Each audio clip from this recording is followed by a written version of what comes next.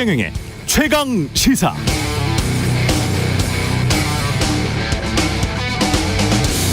네, 토니 블링컨 미 국무부 장관이 중국을 방문하기 전 지난주에 제닛 옐런 미국 재무부 장관이 미국 국회에서 이런 말을 했습니다. 중국과 디커플링하고 미중과 무역 투자를 중단하면 미국에게는 재앙이 될 것이다. 토니 블링컨이 중국을 방문하고 기자회견을 하면서 한 말도 우리에게는 상당히 생경하게 들립니다. 우리는 타이완 독립을 지지하지 않는다. 우리는 중국 대만 어디든지 어떤 한쪽으로부터의 일방적인 현상 변경을 반대한다. 중국 대만 어디든지 어떤 한쪽으로부터의 일방적 현상 변경을 반대한다. 한국 언론에 비춰지기는 미중이 당장 갈라설 것처럼 행동하는 것 같았지만 미국은 그런 의도가 아니라는 점이 설명됐고, 미국은 자신들의 국가안보, 국익을 지키기 위해 정밀하게 조준된 행동만을 취해왔으며 앞으로도 그럴 것임을 명확히 하고 있습니다. 최강시사에서 이미 몇 번 비슷한 말을 한 적이 있는데요. 미국은 분명히 이렇게 나올 것이기 때문에 우리가 잘못 판단하면 안 된다. 마치 우리가 미국의 전위대처럼 나서서 중국 자극하는 발언하면서 한중 관계를 갈등 국면으로 몰아갈 필요는 없다고 강조해 왔습니다. 이미 엎어진 물그릇일 수도 있겠습니다만 바닥에 흘린 물이라도 어떻게든 주워 담아야 할 시기가 오고 있는 것 같습니다. 앞으로라도 정제되고 정밀한 외교를 했으면 좋겠습니다. 잠시의 국내용 정치를 위해서 국가 이익이 희생되는 외교는 최악의 외교입니다. 네, 안녕하십니까. 6월 21일 세상에 이익이 되는 방송 최경영의 최강시사 출발합니다. 저는 KBS 최경영 기자고요. 최경영의 최강시사 유튜브에서도 실시간 방송합니다.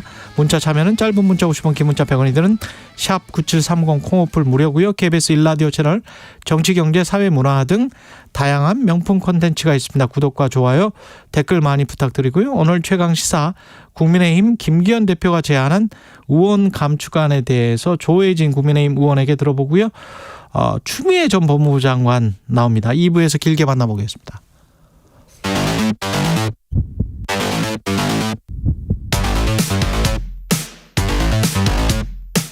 오늘 아침 가장 뜨거운 뉴스 언박싱. 자, 뉴스 언박싱 시작합니다. 민동기 기자, 김민하 평론가 나와 있습니다. 안녕하십니까? 안녕하십니까? 예, 윤석열 대통령이 프랑스에서 부산 엑스포 유치를 위해서 영어로 PT를 했습니다. 네, 프리젠테이션에 직접 나섰습니다. 한국의 개발 경험을 국제사회와 나누고 인류 공통의 문제를 해결하는 데 힘을 보태겠다, 이런 점을 강조를 했고요. 모든 문화의 다양성이 존중받는 문화 엑스포, 그리고 미래 세대에게 깨끗하고 완전한 지구, 지속 가능한 평화와 번영을 물려줄 수 있는 가치 플랫폼으로서의 엑스포를 추진하겠다, 이런 점을 밝혔고요. 93년의 대전, 그리고 2012년에 여수에서 박람회를 치렀던 경험을 언급을 하면서 한국이 준비된 후보국이다, 이런 점도 강조를 했는데요. 부산이 유라시아 대륙으로 진입하는 관문이자 대양으로 나아가는 도시라는 점을, 위치적 강점을 또 강조를 하기도 했습니다. 언론 보도를 보면은 윤 대통령이 발표에 앞서서 오전 10시 리허설 직전까지 직접 원고를 고쳤다라고 하고요. 지금 경쟁국 PT는 사우디아라비아, 한국, 이탈리아 순으로 이루어졌습니다. 근데 지금 우크라이나 같은 경우에도 이제 후보였는데 전쟁 중이라는 이유로 후보지에서 탈락을 했습니다. 그렇죠. 그렇습니다. 예. 우리가 유치에 성공하면 정말 좋겠습니다. 그래서 그렇죠. 이렇게 대통령이 직접 나서서 PT도 하고 뭐 이렇게 노력한 결과가 정말 손에 잡히는 그러한 것들을 나와야 되는데, 그동안 어떤 외신 또는 국제사회의 시선이라는 거는 사우디아라비아에 상당히 쏠려 있었던 게 사실인데, 국내 언론의 보도나 이런 걸 보면 우리가 상당히 쫓아갔다, 이런 보도를 하는 것 같아요. 특히 이제 사우디아라비아가 원래 BIA 총회에서 지금 이제 비밀 투표를 하게 돼 있지 않습니까? 예. 비밀 투표를 하게 돼 있는 거를 공개 투표로 하자, 이렇게 제안을 했다가 이게 받아들여지지 않았는데, 그런 것들을 뭔가 우리가 상당히 많이 추격을 해서 사우디아라비아가 많이 좀 다급해진 거 아니냐, 뭐 이런 분석을 하는 언론 보도 보도도 있었습니다. 그래서 이런 것들이 정말 나중에 만약에 결과가 안 좋으면 막 그냥 호들갑 떤 것처럼 되지 않습니까? 그런 결과보다는 우리가 유치에 성공해서 경제적인 효과도 거두고 또 여기에 연관된 여러 가지 이제 좋은 어떤 사업을 할 수 있는 그런 기반을 만드는데 꼭 성공을 해야 되고 성공을 하게 해달라 이렇게 뭐 말씀드리겠습니다. 예, 잘 됐으면 좋겠고요. 한국과 프랑스의 정상회담 북한 도발 대처에 협력하기로 했다. 그러니까 북핵 문제, 예. 우크라이나 지원 방안, 인도태평양 전략, 안정적 공급망 구축 공조 방안 뭐 이런 부분들에 대해서 긴밀히 협력을 하기로 했는데요. 특히 이제 공동 언론 발표를 했거든요. 예. 세계가 불확실성과 복합 위기에 지금 직면해 있는 상황에서 양국 간의 협력은 첨단 기술과 미래 전략 산업 분야로 나아가야 한다 이런 점을 강조를 했습니다. 뭐 우크라이나 지원 방안에 대해서도 협력을 하기로 했는데 특히 북한 문제에 대해서도 협력을 하기로 했습니다. 북한의 핵 미사일 위협은 한반도와 동북아를 넘어 전 세계 평화에 대한 도전이라는 점을 강조를 했고요. 유엔 안보리 결의를 위반한 북한의 불법적 도발에 대해서는 한국이 차기 안보리 비상임 이사국으로서 상임 이사국인 프랑스와 긴밀히 협력해 대처해 나갈 것이다. 이런 점을 강조를 했습니다. 프랑스랑 잘 지내야죠. 그러니까 유럽연합 내에서는 이제 독일하고 프랑스의 예. 어떤 뭐 대결 구도처럼 요즘에 되고 있다 이런 보도도 있는데 진짜로 주도권 싸움하고 있더라고요. 예. 그렇죠. 근데 이건 사실 유럽에서 독일, 프랑스 요 경쟁 구도는 굉장히 오래된 얘기 아닙니까? 평생 그렇잖아요. 그렇죠. 네. 뭘 하든 둘은 그러고 있으니까 사이가 안 좋더라고요. 1000년 된 것 같습니다. 그렇죠. 예. 근데 뭐 예를 들면 우리가 또 뭐 둘 중에 하나랑 뭐만 친할 수는 없는 것이고 다양하게 친해야 되고 또 프랑스 마크롱 대통령의 행보나 전략 이런 것도 우리가 좀 뭐랄까 벤치마킹하거나 이런 것도 필요해요. 왜냐하면 마크롱 대통령도 국내에서는 여러 가지 비판이라든가 의구심이라든가 양쪽 모두에서 제기가 되고 있지만 예를 들면 중국하고 어떤 부분에서는 잘 지내자라는 태도로 가다가도 어떤 부분에서는 또 단호하게 긋는 부분도 있고 또 우크라이나 문제와 관련돼서도 우크라이나의 미온적인 거 아니냐 막 이랬는데 지난번에 G7 때 이 젤렌스키의 일본 방문에 대해서 또 큰 역할을 했다 이런 평가를 받기도 하고 그러니까 균형을 맞춰가고 있는 거거든요. 이 프랑스 외교가. 원래부터 그랬어요. 그렇죠. 사실은 미국이 독립전쟁할 때 프랑스가 옆에서 도와줬잖아요. 그렇죠. 그때 그렇죠. 예. 미국 내에서도 처음에 건국할 때 영국파가 있고 프랑스파가 있고 이런 분위기였거든요. 그때도. 근데 지금 미국이 가장 껄끄러운 서유럽 상대는 또 프랑스입니다. 그렇죠. 예. 그래서 프랑스가 참 외교를 항상 늘 그런 식으로 했습니다. 정말 그런 식이 뭐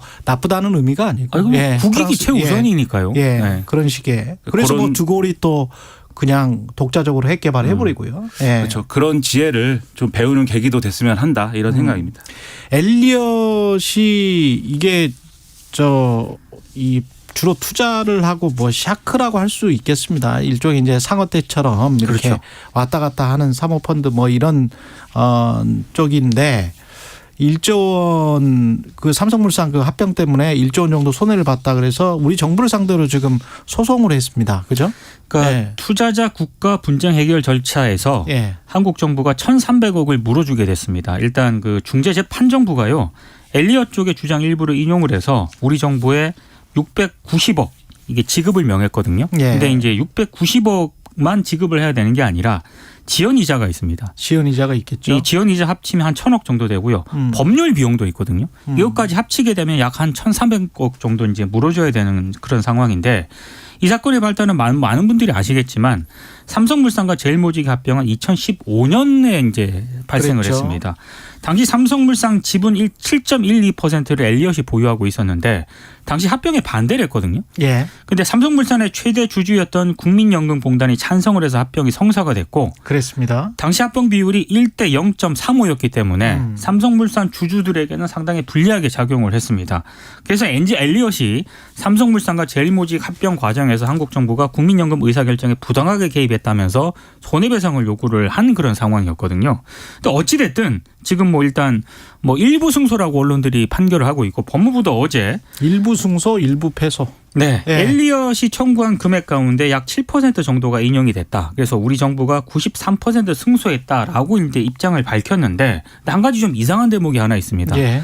법률 비용 같은 경우에는 우리 정부가 엘리엇보다 8.5배나 부담을 하라고 지금 결정을 내렸거든요. 그렇죠. 이 부분에 대해서는 법무부가 판정문 분석 중이기 때문에 추가로 설명할 수 없다. 뭐 이렇게 해명을 하고는 있습니다만 이자랑 법률 비용을 다 포함하면은 뭐 한 1,000억이 훨씬 더 1,300억 정도. 1,300억 정도. 그렇습니다. 예. 근데 한 가지 좀 지적할 대목은 또 있는 것 같아요. 그러니까 투자자 국가 분쟁 해결 절차에 대한 비판인데요. 이게 엘리엇이 이른바 그 언론들이 분류를 하면 불량 투자자지 않습니까?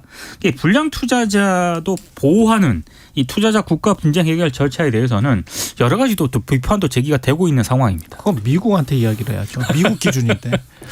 그러니까 이거 미국 회사 아니에요? 그리고 맞습니다. 예. 미국의 헤지 펀드입니다. 미국계잖아요. 예. 그렇죠. 그다음 ISD 소송과 관련돼서 그런데 그 근본적인 그러한 이제 비판도 가능하겠지만 이 소송을 예를 들어서 우리가 패소했다고 해서 또 지금 우리 정부가 뭐 잘못한 거다 이렇게 얘기할 수는 없는 것 같아요. 왜냐하면 그 이전에 이미 이 사건이 너무나 명백한 거 아니겠습니까? 국가가 나라가 어쨌든 이 개별 기업의 어떤 뭐 경영 승계권 이런 것들을 보장해 주기 위해서 어떤 종류의 이제 약속을 뭐 묵시적으로 한 것이고 그것을 국정농단 판결에도 나오잖아요. 맞습니다. 그렇죠. 예. 예. 유죄 판결 다 나온 것이고 그것이 관철되는 과정에서 이게 불량 투자자든 뭐든 자기들이 어쨌든 주주로서 참여하고 있는 과정에 그것 때문에 손해를 봤다라고 지금 얘기를 하고 있는 것이니 애초에 그런 사건이 없었으면 엘리엇에게 이런 빌미를 잡힐 일도 없었던 것이고요. 그리고 그게 결국 ISD로 갔다고 하면은 그 재판에서 사실 이길 수 없는 것도 사실 아니겠습니까? 그렇죠. 그런 점에서 보면은 제가 볼 때는 뭐 이 재판의 결과를 가지고 뭐 우리 지금 정부를 뭐 비판하거나 할 건 아닌 것 같고 다만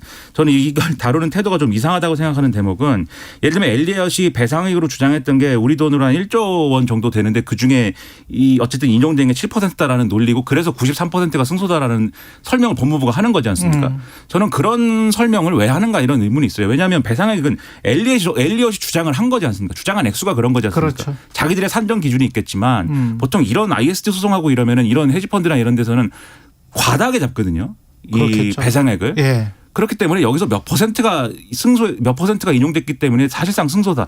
이런 설명은 제가 볼 때는 사실관계가 오해가 될 수 있는 것이기 때문에 정확한 설명이 필요한 것 같고 본질적으로 설명을 하면 됩니다. 그 사건이 없었어야 됐다. 그리고 그 사건에 대해서 우리가 나름대로 최선을 다했지만 이 정도에서도 뭐 어쨌든 뭐 선방한 부분도 있고 하지만 추가적으로 뭘 할지 판결문을 분석해 가지고 대응하겠습니다. 이렇게 하면 되는 건데 93%가 승소다. 이거 좀 그렇죠. 문제의 근원은 국정농단에서 비롯됐기 때문에 결국은 주주 자본주의라도 제대로 지켰어야 되는데 그렇죠. 대주주나 대주주의 승계 목적으로 다 휘둘려 버린 거 아니에요. 맞습니다. 그리고 그 전부터 그렇게 밑작업을 쭉 해왔었고 그런 식으로 회계를 해서 아 이거 맞아요라고 하니까 국민연금에서 그거 맞습니다. 근데 그 전에 또 그 본부장이 만났잖아요. 맞습니다. 예. 그래서 그 모든 것들이 뭐 미국 기준으로 서구 기준으로 봤을 때는 있을 수가 없는 일이거든요.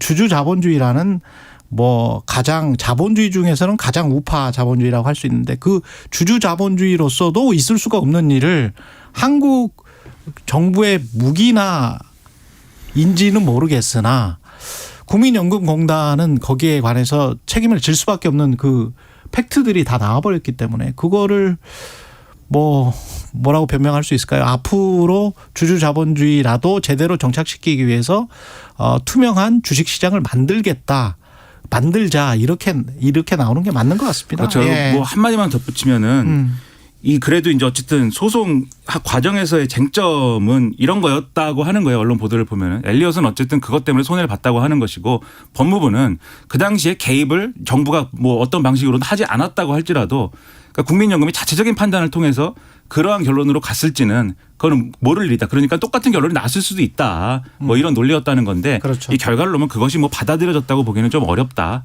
그만큼 우리로서는 할 말이 그렇게 많지 않은 어떤 소송 구조였다. 이런 점인 것 같습니다. 예. 그리고 김기현 국민의힘 원내대표가 의원 정수 30명 축소한다 연설을 했습니다. 어제 교섭단체 대표 연설에서 의원 수를 30석 줄이자 이렇게 제안을 했고요. 예. 그리고 무노동 무임금 제도 도입, 뭐 불체포 특권 포기 이런 것들을 야당에 제안을 했습니다. 그러면서 어제 여러 얘기를 했는데 연설 초반부터 굉장히 좀 격하게 목소리를 좀 높이셨습니다. 이를테면 문재인 정부와 민주당을 강하게 비판하는 데 좀 집중을 했거든요. 예. 이재명 대표가 윤석열 정부를 강하게 비판하는 데 대해서 동의하기 힘든 장황한 궤변이었다. 이렇게 얘기를 했고 그리고 문재인 전 대통령을 조국 같은 인물이나 감싸고 돌던 반쪽짜리 대통령이다. 이렇게 또 지적을 하기도 했습니다. 후쿠시마 원전 오염수 방류 우려에 대해서는 제2의 광우병 괴담 기획이 시작됐다. 그때 활약했던 가짜뉴스 전공자들이 또다시 등장해서 민주당과 찰떡 공조를 하고 있다 이렇게 비판을 하기도 했고요. 한중 관계와 관련해서는 상호주의를 강조하면서 국내 거주 중국인 지방선거 투표권 제한, 건강보험 무임승차 금지 등을 추진하겠다라고 밝혔는데 약간 아이러니는 소멸 위기의 지방, 인력난에 허덕이는 기업은 일할 사람이 없다고 아우성이다. 그래서 이민 확대가 불가피한 대안이 될 가능성이 높다. 또 이렇게 얘기를 하기도 했습니다.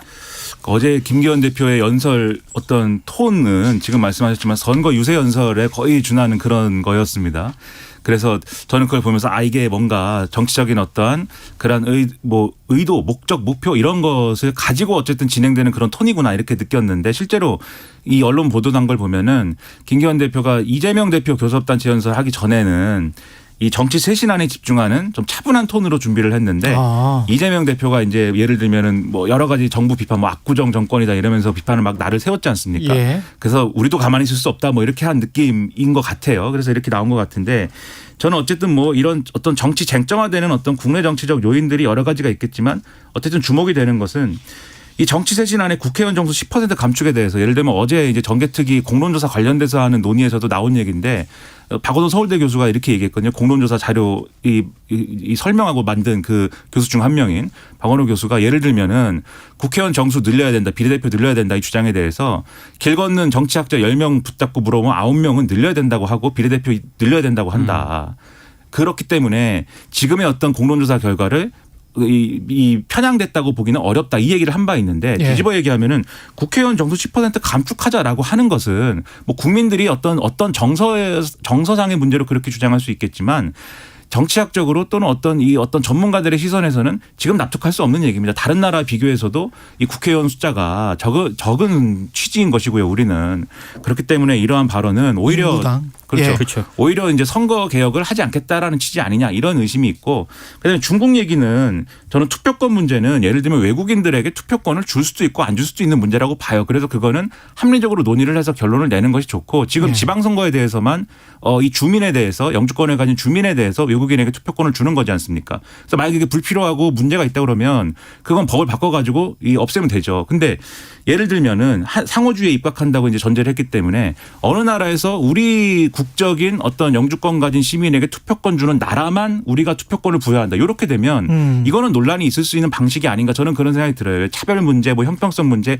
매년 제기될 거 아닙니까? 그러면 선거 있을 때마다. 그래서 그것이 가능한 제도 구성인가 의문이고 그다음에 이민은 불가피하다. 이게 김기현 대표 논리잖아요. 그렇죠. 또 이민을 많이 받아야 된다라고 얘기하면서 지금 건강보험도 그렇고 투표권도 그렇고 그러한 대상이 되는 사람들에 대한 혜택이라든가 권리 보장을 줄여야 된다. 이렇게 얘기를 하면 그 특정 국가를 또 이야기를 하고 뭐 이런 것들이 사실은 그렇죠. 또 국내 정치용으로 비칠 수가 있어요. 전반적으로 뭔가를 고심한 것인가. 그렇죠. 그래서 이게 의심스럽습니다. 예. 앞뒤가 안 맞는 것처럼 느껴지면은 다음에 드는 생각은 뭐냐면 결국 이른바 이제 반중 정서 이런 것들을 활용하는 정치하는 거 아니냐 이런 의심으로 가거든요.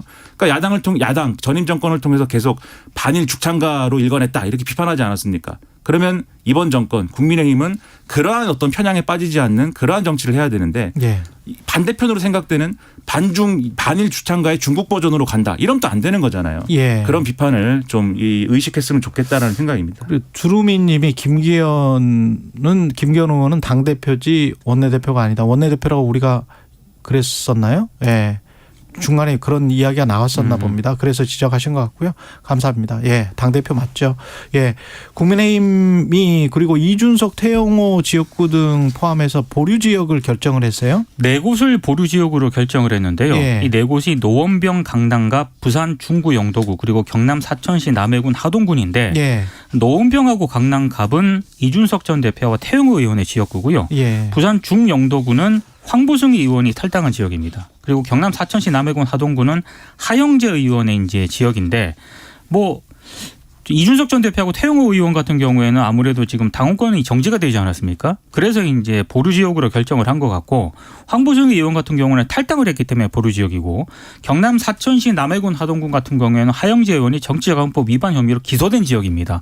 그래서 뭐 다시 이제 이런 부분들에 대해서 일단 보류시키는 것이다라고 해명을 좀 하고 있는 국민의힘이 이렇게 설명을 하고 있는데 아마 22일 최고위에 보고가 될 예정이라고 하니까요. 이 부분에 대해서는 국민의힘이 또 좀 상황을 좀 봐야 될 것 같습니다. 예, 그러네. 그러니까 나름대로 징계를 받은 지역구이기 때문에 당연히 이제 당내에서 그러면 누가 당협위원장을 할 거냐의 문제는 이 징계가 어떻게 마무리되느냐, 당원권 그렇죠. 정지 문제가 어떻게 마무리되느냐와 연관돼 있어서 그러한 조치일 텐데, 다만 아마도 이런 조치들이 당내 공천 경쟁 그리고 그것을 통한 어떤 잡음 이런 것들로부터 자유롭지 못한 조치들이 앞으로 될 거예요. 그러면 그것을 얼마나 잘 관리하고 매끄럽게 가느냐, 김기현 대표에게 안겨진 굉장히 큰 숙제이다 이렇게 생각이 됩니다. 예, 뉴스 언박싱 민동기 기자, 김민하 평론가였습니다. 고맙습니다. 고맙습니다. KBS 1라디오 최경영의 최강시사 듣고 계신 지금 시각 7시 40분입니다.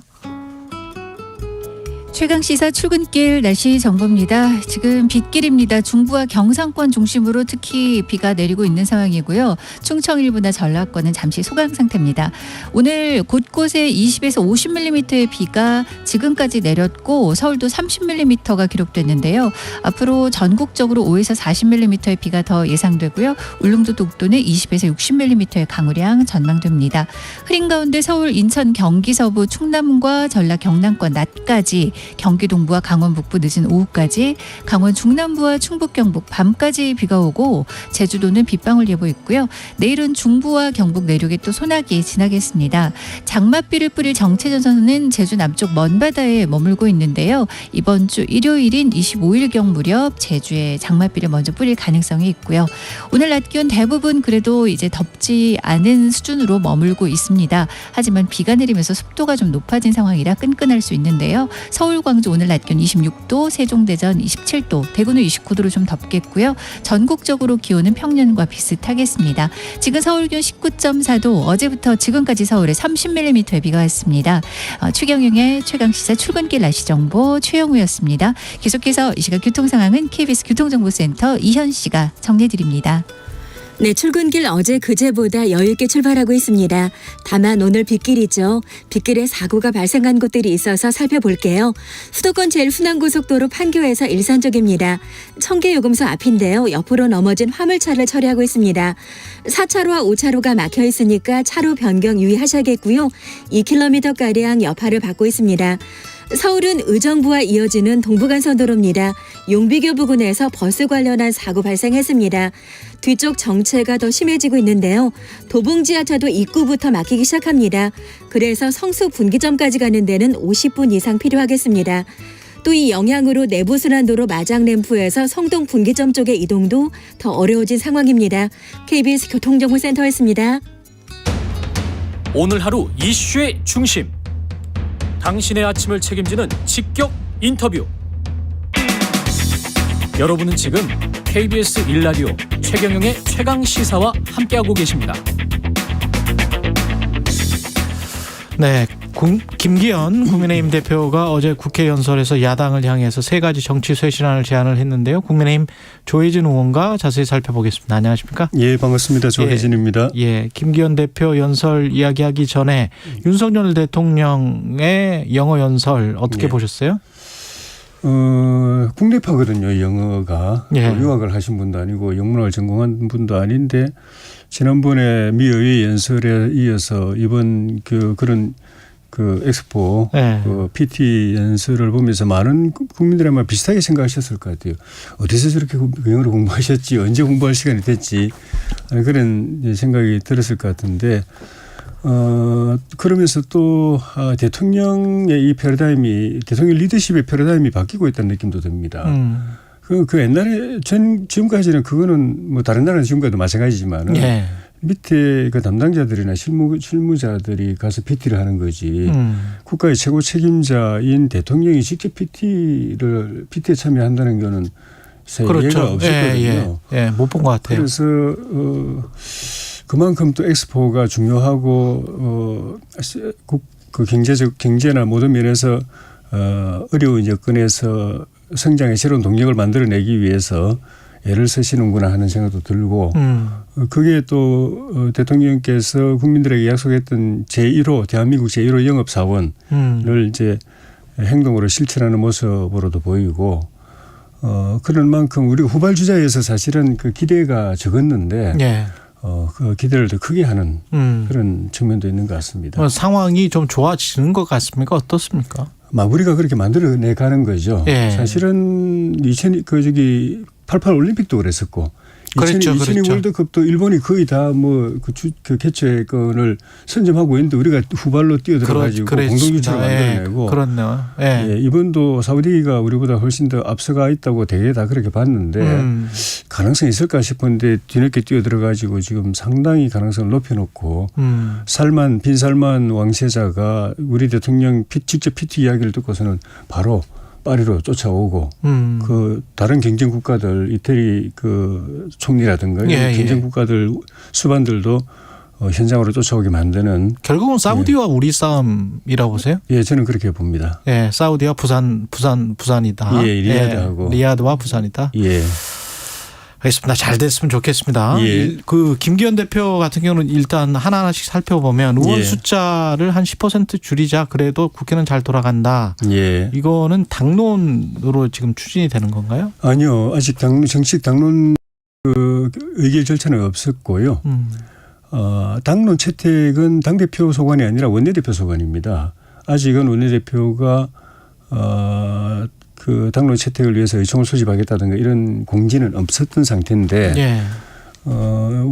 일단 이 이슈에 대해서 이 아젠다에 대해서 그 국민 여론의 지지가 상당히 높다는 측면하고 예. 또 우리 당 내에서 아직 공론화는 안 됐지만은 그 335 대화를 나눠보면은 그 공감을 가지는 의원들이 많이 계시기 때문에 만약에 원내대표가 의총을 소집해가지고 토론을 붙이면은 당론으로 채택될 가능성이 상당히 높아 보입니다. 그러면 뭐 비례를 줄이는 거예요? 뭐 지역구를 줄이는 거예요? 어떻게 이야기가 될까요? 그거는 일단 좀 그 국회 정개특위에서 논의되고 있는 선거법 개정 관련해서 네. 연동제를 어떻게 할 것인가. 현재는 이제 준연동제라고 일컬어지는 선거법이지 않습니까? 내용상으로 보면 준연동제도 아니고 준준연동제인데 준연동제에다가 또 캡이라는 걸 씌워가지고 47석 비례 전체가 연동이 아니고 그중에 30석만 연동을 했으니까 준준연동이지만 준준연동이든 준연동이든 완전연동이든 연동제를 현행대로 유지하거나 또는 확대할 것인가 아니면 없앨 것인가 이 논의가 선결인데 만약에 현재대로 유지하거나 더 확대할 경우에는 오히려 비례를 더 늘려야 되는 가능성도 있고 그렇죠. 그렇지 않고 더 이상 그 지난번에 그 시행착오를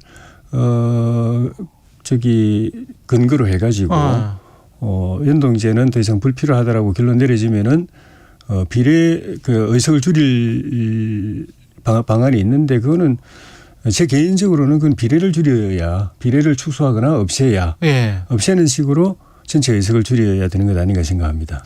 그렇군요. 지난번에 그 정개특위 그리고 KBS가 공론조사를 한 거 있지 않습니까? 거기 보면은 공론조사 이후에 그러니까 한참 토론을 하고 난 다음에는 국민들이 유권자가 비례는 좀 늘리는 게 낫겠다. 이게 상당히 좀 높게 나왔더라고요. 예, 그걸 이제 공론 이 수기 과정에 참여했던 500분들이 토론 과정에서 표의 등가성 또 비례성 그렇죠. 이게 실현하는 게 중요하다라는 인식에 공감을 했고 승자 독식의 현 제도가 여러 가지 정치적인 문제를 많이 낳는다라는 그런 인식을 가져서 그렇게 수기 과정에서 그 의견이 많이 조정되고 바뀐 것 같아요. 그런데 문제는 그 제도를 결정하는 거는 그 500명 수기 과정에 참여한 500명이 아니라 5천만 국민인데. 그렇죠. 5천만 국민의 의식이 어떤가가 중요한 것인데. 그 뒤에 여론조사, 전체 국민 대상 여론조사를 제가 본 적이 없는데. 거기서 변화가 없으면은 국회가 그 여론을 거슬려서 뭘 한다는 게 어렵죠. 민주당과 합의는 어떻게 될까요? 이게 10% 지금 시간 자체도 상당히 촉박하잖아요. 만약에 한다면. 아직은 촉박한 건 아닌데 법적으로는 이미 그 4월이 지나버렸고 의장께서는 5월 시한도 주셨고 지금 6월 시한을 주신 상황인데 6월도 6월 20일입니다. 오늘이. 법적으로는 이미 뭐 시간이 지난 상황인데 전체적으로는 9월 10월까지만 해도 여야가 합의 처리만 된다면 이거는 큰 발전인데 문제는 시간의 문제가 아니라 지금 분위기가 여야 합의로 선거법을 개혁적 방향으로 처리할 수 있는 분위기가 안 된다는 게 더 큰 문제이죠. 시간보다도. 그리고 이제 의석 문제 같은 경우에는 민주당에서는 민주당도 여전히 그 부분에 대해서는 우리 당처럼 당론이 없는 상태인데 지난번에 전원위원회 때 토론을 보면은 민주당에는 의석을 늘려야 된다는 의견이 조금 더 많은 것 아닌가 하는 그런 느낌이 드는데 예. 이 문제를 제대로 논의하려면 민주당도 당론을 먼저 정해야죠. 예. 그게 서로 만약에- 지금 당론이 없는 상황이군요. 그 민주당이 만약에 그걸 그 의석을 늘리는 쪽이라면은 또 우리가 또 줄이는 쪽으로 당론이 정해진다면은 예. 그 당론을 가지고 서로도 대화도 하고 여야 간에도 대화도 하고 소통도 하고 또 국민들에게 설득을 해야 되겠죠. 예. 그 우리는 우리대로 줄여야 될 필요성을 국민께 설득을 하고 예. 민주당은 만약에 늘리는 게 당론이 된다면은 늘려야 된다는 걸 국민에게 설득하고 그래가지고 최종 의견을 조정해 나가야 되겠죠. 예. 그리고 어제 김기현 대표가 이재명 대표의 불체포 포기 선언, 예. 특검 포기 선언 그 전날에 했었잖아요. 예. 이걸 우선적인 사과와 구체적인 실천 방안을 요구했고 그다음에 우리 모두 불체포 특권 포기 서약서에 서명하자. 예. 그리고 299명 다. 예. 예. 이거는 뭐 야당이 그렇게 뭐 어떻게 이거는 진행되는 겁니까? 만약에 한다면? 김 대표 그렇게 이야기한 거는 우리 당 네. 안에서 서명 운동이 진행되고 있어가지고. 진행되고 있어요? 예. 그것이 하나의 계기가 되었을 걸로 보는데. 예. 민주당 측에다가 그거를 공동으로 서약하자고 요구를 한 거는 제가 보기에는 아마도 이재명 대표가 대선 때 그걸 공약을 했고 민주당 차원에서도 여러 번 선거 때마다 약속을 해놓고 실제로는 그걸 안 지켰기 때문에 어제 그저께 그러니까 그저께 대표 연설 때 이재명 대표가 불체포 특권 포기하겠다고 이야기했지만 그건 말로 했을 뿐이다. 지난해도 말로 해놓고 결국은 완전히 뒤집지 않았느냐. 예. 그러니까 도장 찍어라. 예, 도장 찍어라 그 말입니다. 실제 그게 진정성 있는 거라면은 실천 의지가 있다면은 서명을 해라. 말로만 하지 말고 그런 뜻이 담겨 있지 않나 생각이 들고 저도 이 대표가 그런 전력이 있기 때문에 본인이 그 이야기 했을 때 우리 당도 안 믿고 또 비판적으로 보는 분들은 지금 지키겠나 이렇게 보는 그 시선을 의식한다면은 서명한다는 게 어려운 일은 아니니까 또 우리 당 의원들 중심으로 해서 서명 운동이 또 진행되고 있으니까 서면 되지 않나 하는 그런 생각도 듭니다 저는. 예. 그리고 이재명 대표와 이제 민주당 그 전 정부 문재인 정부를 비판하는데 이제 상당 시간이 할애가 됐고 어떤 전반적인 집권여당으로서의 민생 문제랄지 어떤 국정과 관련된 비전이랄지 이런 것들과 관련해서는 김기현 대표 연설에서 좀 많이 없었던 것 아니냐. 이거는 야당 측의 비판인데. 그건 아닙니다. 야당도 아마 그 김 대표의 대정부 질문 내용에 집중 제대로 못했을 거예요. 그 전날 이재명 대표 연설 때도 여야간에 계속된 소란 속에서 그 연설 내용이 제대로 안 들리는 그런 상황이 진행됐는데 어제는 더 심했어요. 더 심해가지고 이렇게 그 전에 배포는 하잖아요. 배포하면 그 모니터도 뜹니다. 그렇죠. 그러니까 관심 있으면은 그 전에 볼 수도 있고 현장에서 모니터로도 볼 수 있는데 뭐 야당은 그저께 그 이재명 대표 때 우리가 어필을 해서 그런지 모르겠지만 거의 두 배 이상으로 그렇게 해가지고 아마 야당 의원들 가운데 진지하게 그 모니터를 보면서 그 본 분들은 그렇게 생각 안 할 텐데 왜냐하면 거기 내용들이 다 들어있었기 거기 때문에. 내용이 있었다. 예, 충분히 들어있었습니다. 결정적인 변화라고 해가지고 하나 둘 셋 넷 큰 단락에 소 제목까지 달아가면서 앞으로 윤석열 정부가 하고자 하는 일을 굉장히 광범위하게 강력한 의지를 실어가지고 거기다가 이게 표출을 했었습니다. 그랬군요. 예. 그 민주당 같은 경우는 혁신위가 발표가 됐고 혁신위원들까지 지금 발표가 됐는데 어떻게 보세요? 저도 그동안에 우리 당의 혁신위원을 한 2번 정도 했었는데 제가 볼 때는 뭐 다른 당에 대해서 이런 이야기 하는 게 뭐 별로 그렇게 기분 좋은 일은 아니지만은 뭐 질문에 대해서 저 솔직히 답하면 별 기대가 안 됩니다. 별 기대가 안 된다. 왜냐하면 혁신 자체가 굉장히 힘든 일이에요. 혁신이 힘들다 원래. 힘들죠. 그래서 그 뭐 외부 인사도 초청하고 뭐 여러 가지 노력을 해보는 게 쉽지 않은 일이라서 그런 건데 쉽지 않은 일을 해내려면 그동안에 혁신위여야 할 것이 혁신위가 제대로 성과낸 사례가 뭐 적은 편인데 하려면은 혁신위원장이나 위원들이 첫째는 혁신 의지가 아주 강해야 됩니다. 의지와 열정이 강해야 되고 두 번째는 그 당의 내부 상황을 어느 정도는 알아야 됩니다. 조직과 구성과 문제점 이런 거는 어느 정도 알아야지 문외한이 들어와서 짧은 시간 안에 하려고 하면은 들러리만 서고 끝나버립니다. 세 번째는 지금 당에 들어와서 혁신을 맡았지만 나름은 그래도 기초적인 보관을 가지고 있어야 됩니다. 그런데 이 혁신위원도 그렇지만은 우리 김은경 위원장 말씀하시는 걸 보니까 실제로 혁신 의지가 있는지가 좀 의심스러워요. 뭐 돈봉투 사건에 대해서도 이거는 민주당이 가장 지금 좀 큰 상처를 입고 있는 부분 중에 하나인데 예. 이거는 반성이 아니라 이게 조작일 가능성도 있는 것처럼 이야기를 해버리고 그리고 돈봉투 사건에 대해서는 자기가 조사를 하겠다고 그러면서 이재명 대표와 관련된 사법 리스크에 대해서는 그거는 그 사법 절차에 들어가 있기 때문에 당에서 조사할 필요가 없다고 이야기를 해요. 그런데 돈봉투 사건도 사법 절차에 들어가 있거든요. 이미 네. 일부 재판도 진행되고 있습니다. 그런데 그거는 조사하겠다고 그러면서 이재명 대표 사법 리스크를 어떻게 하느냐가 어떻게 보면은 민주당의 최대의 혁신 과제로 다들 인식을 하고 있는데 그걸 그냥 우리는 손 안 대겠다고 이야기해 버리니까 의지가 있는가 싶기도 하고 그렇습니다. 황보승 의원 같은 경우는 탈당이 꼬리 자르기 아니냐 이런 비판이 나오고 있는데 예. 정치자금과 관련해서 뭐가 있어요? 경찰 수사가 진행 중이니까 아직 결과가 나오지 않아서 뭐 공식적으로 확인된 건 없는 상태고요. 예. 그 다른 사람이 이제 전 남편이나 이런 분들이 이제 문제 제기를 하고 있는데 경찰 수사가 진행되고 있기 때문에 경찰 수사 과정에서 당과 관련된 부분이 있으면은 당연히 당도 조사를 받게 될 것이기 때문에 알겠습니다. 탈당했다고 해서 꼬리가 잘라지지는 않습니다. 조혜진 국민의힘 의원이었습니다. 고맙습니다. 고맙습니다.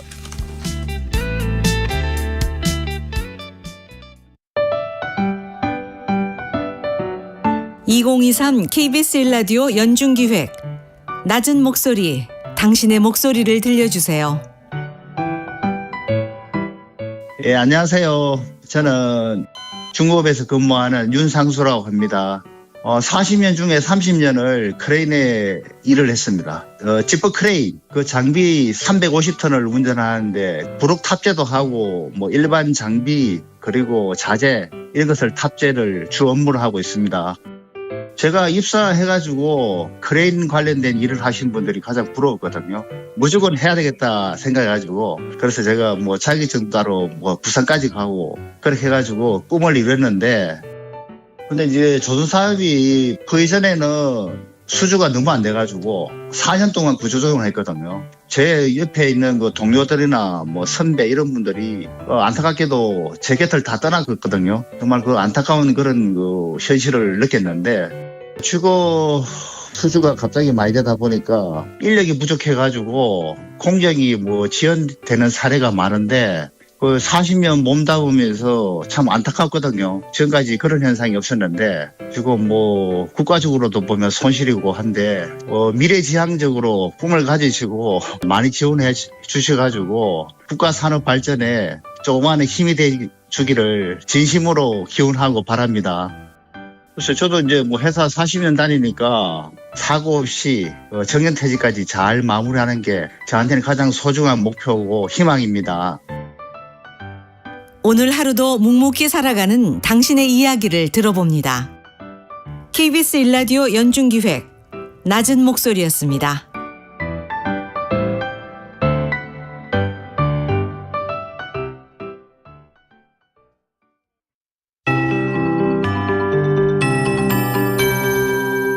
KBS 58분 날씨.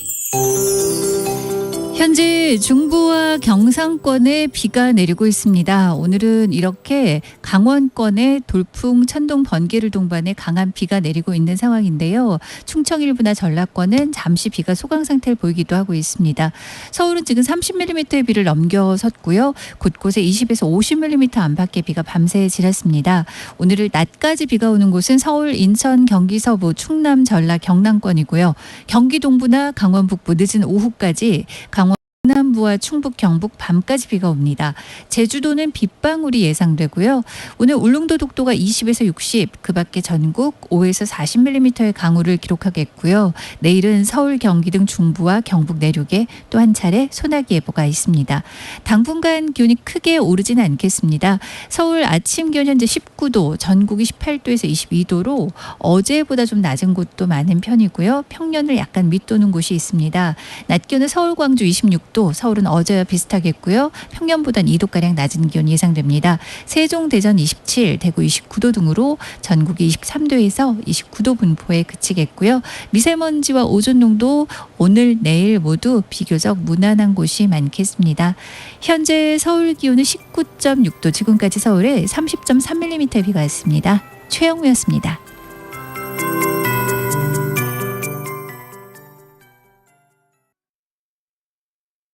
정성을 다하는 국민의 방송 KBS가 8시를 알려드립니다. AM 711kHz, FM 97.3MHz, KBS 1라디오입니다. HLKA.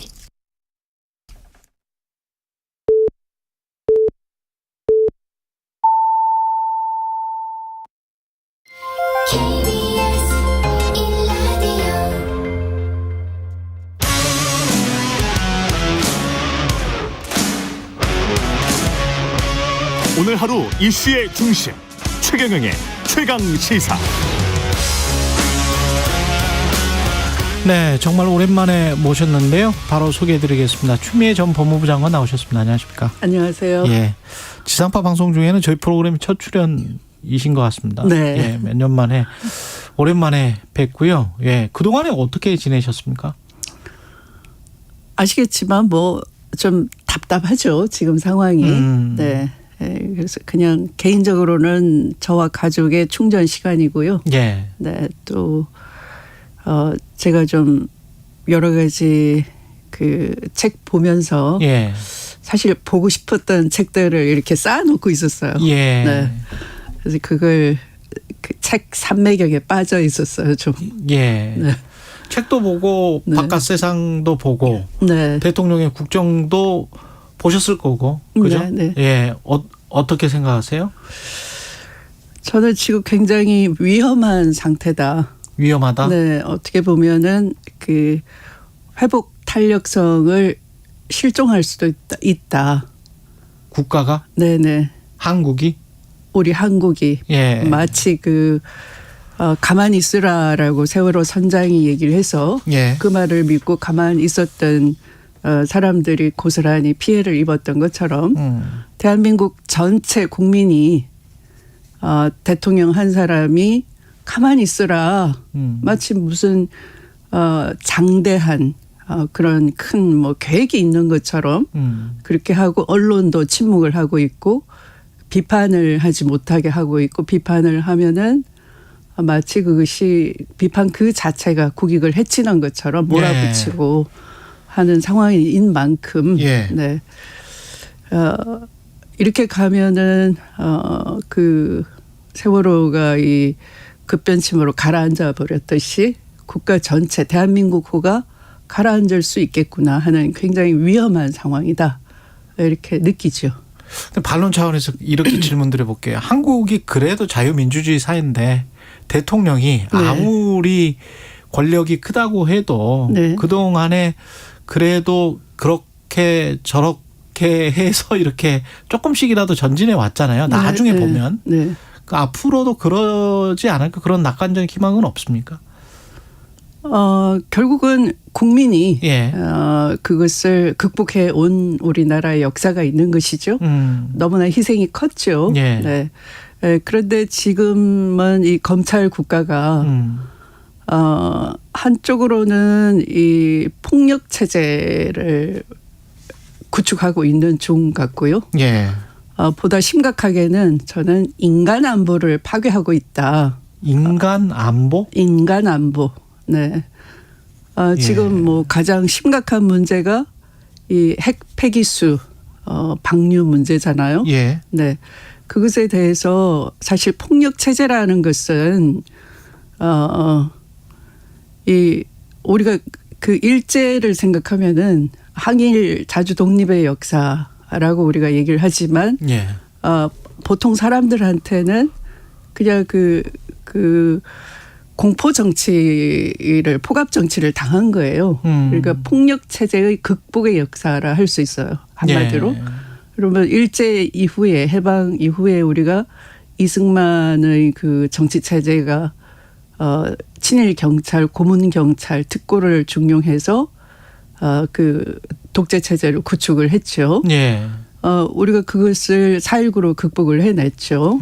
네. 그다음에 박정희의 그 중앙정보부를 통한 그런 통치, 또 전두환의 군부를 중용하는 통치. 예.